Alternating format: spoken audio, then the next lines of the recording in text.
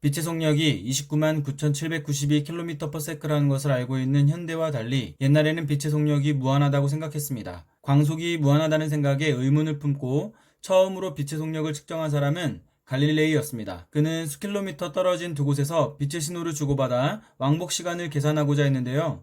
속력이 너무 빨라 실패하고 말았습니다. 이후 르메르는 목성과 그 위성 2호의 천문현상을 이용해 빛의 속력을 계산했습니다. 그래서 얻어낸 값이 초속 21만 킬로미터였는데요. 지금 우리가 알고 있는 정확한 빛의 속력과는 거리가 있는 값이었습니다. 과학 발전의 결과로 지구상에서도 빛의 속력을 정확하게 측정하게 되었는데 푸코와 마이컬슨의 회전 거울을 이용한 방법이 대표적입니다. 그림 1은 푸코가 19세기 중반에 빛의 속력을 측정한 방법인데 빛이 회전 거울 아래 반사되어 수십 킬로미터 거리에 있는 고정 거울 M을 향하게 만들었습니다. 광원 S의 빛은 R에서 반사되어 M으로 향하고 M에서 다시 반사된 빛은 R과 M 사이 같은 경로로 되돌아와 R에서 다시 반사됩니다. 이 빛을 관찰자가 탐지기로 관찰하게 되는데 빛이 두 거울 사이를 왕복할 때 회전 거울이 세타만큼 회전했다면 탐지기는 광원 S로부터 2세타의 각도에 위치해야 합니다. 이때 회전 거울은 각속도 오메가로 회전하고 있는데 각속도는 물체가 단위시간당 회전하는 각을 말합니다. 두 거울 사이의 거리를 h라 하면 빛이 고정 거울에 반사되어 돌아오는 데 걸린 시간은 왕복거리인 2h를 빛의 속력으로 나눈 값입니다. 또한 탐지기에서 측정한 각으로부터 회전 거울이 회전한 각세타를 알 수 있는데요. 각속도와 왕복거리를 곱한 값을 각으로 나누어 빛의 속력을 측정할 수 있습니다. 20세기의 마이컬슨은 그림 2와 같은 팔면 회전 거울을 이용했습니다. 광원의 빛이 팔면 회전경의 한 면에서 반사되어 관측지에서 35km 거리의 샌 안토니오 산 꼭대기의 거울까지 진행하는데요. 바람의 속력이나 방향까지 정밀하게 보정해 오차를 줄이고 정교하게 실험하였습니다. M1의 면 1에서 반사된 빛이 M1으로 돌아와서 탐지기에서 관찰되는 것은 팔면경이 정확히 8분의 1바퀴를 돌았을 때인데요. 이를 위해 그는 팔면경의 각속도를 조절했습니다. 빛을 관찰할 수 있는 최소의 각속도를 찾아냄으로써 빛의 진행거리와 팔면경이 8분의 1바퀴 도는 시간을 이용해 빛의 속력을 구한 것입니다. 정확한 회전 속력은 정확하게 구동되는 모터를 이용했는데요.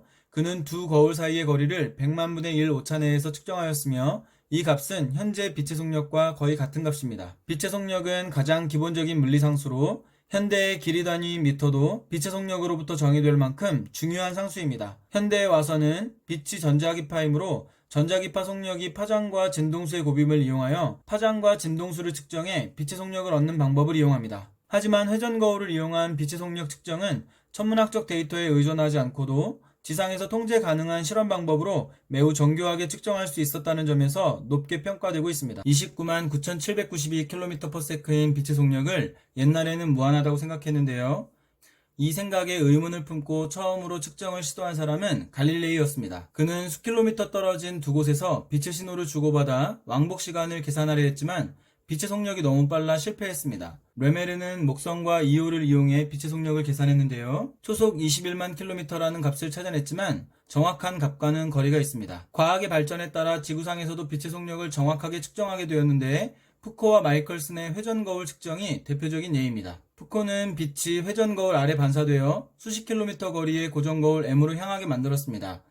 광원 S의 빛은 R에서 반사되어 M으로 향하고 M에서 다시 반사되어 같은 경로로 되돌아와 R에서 다시 반사되는데요. 관찰자는 탐지기로 이 빛을 관찰합니다. 빛이 두 거울 사이를 왕복할 때 회전 거울이 세타만큼 회전했다면 탐지기는 2세타의 각도에 위치해야 합니다. 회전 거울이 각속도 오메가로 회전하고 있다고 할 때 빛이 반사되어 돌아오는 시간은 2h를 빛의 속력으로 나눈 값이고 또한 그 사이 회전 거울이 회전한 각세타를 구할 수 있는데요. 각속도와 왕복거리를 곱한 값을 각으로 나누어 빛의 속력을 측정할 수 있습니다. 마이컬슨은 팔면 회전 거울을 이용했습니다. 광원의 빛은 팔면 회전경의 한 면에서 반사되어 35km 거리에 있는 거울까지 진행했는데 정밀한 보정을 통해 정교하게 실험했습니다. M1의 면 1에서 반사된 빛이 M1으로 돌아와서 탐지기에서 관찰되는 것은 팔면경이 8분의 1바퀴를 돌았을 때인데요. 이를 위해 그는 각속도를 조절했습니다. 빛을 관찰할 수 있는 최소의 각속도를 찾아냄으로써 빛의 진행거리와 팔면경이 8분의 1바퀴 도는 시간을 이용해 빛의 속력을 구한 것입니다. 회전 속력은 정확하게 구동되는 모터를 이용했는데요. 그는 두 거울 사이의 거리를 100만 분의 1 오차 내에서 측정했으며 이 값은 지금의 빛의 속력과 거의 같은 값입니다. 빛의 속력은 기본적인 물리상수로 미터도 빛의 속력으로부터 정의될 만큼 중요한 상수입니다. 현대에는 전자기파 속력이 파장과 진동수의 곱임을 이용하여 빛의 속력을 얻어내지만 회전 거울을 통한 빛의 속력 측정은 천문학 데이터에 의존하지 않고 지상에서의 통제 방법을 통해서도 매우 정교하게 측정할 수 있었다는 점에서 높게 평가되고 있습니다. 옛날에는 빛의 속력이 무한하다고 생각했습니다. 여기에 의문을 품고 처음으로 빛의 속력을 측정하려 한 사람은 갈릴레이였는데요. 속력이 너무 빨라 실패로 끝났습니다. 이후 르메르는 목성과 이오를 이용해 계산해냈지만 정확한 값과는 거리가 있었습니다. 과학 발전에 따라 지구상에서도 측정할 수 있게 되었는데 푸코와 마이클슨의 회전거울 측정이 대표적인 예입니다. 푸코는 회전거울 R과 고정거울 M으로 빛의 속력을 측정했습니다. 광원 S의 빛은 R에서 M으로 M에서 다시 반사되어 같은 경로로 되돌아와 R에서 다시 반사되는데요.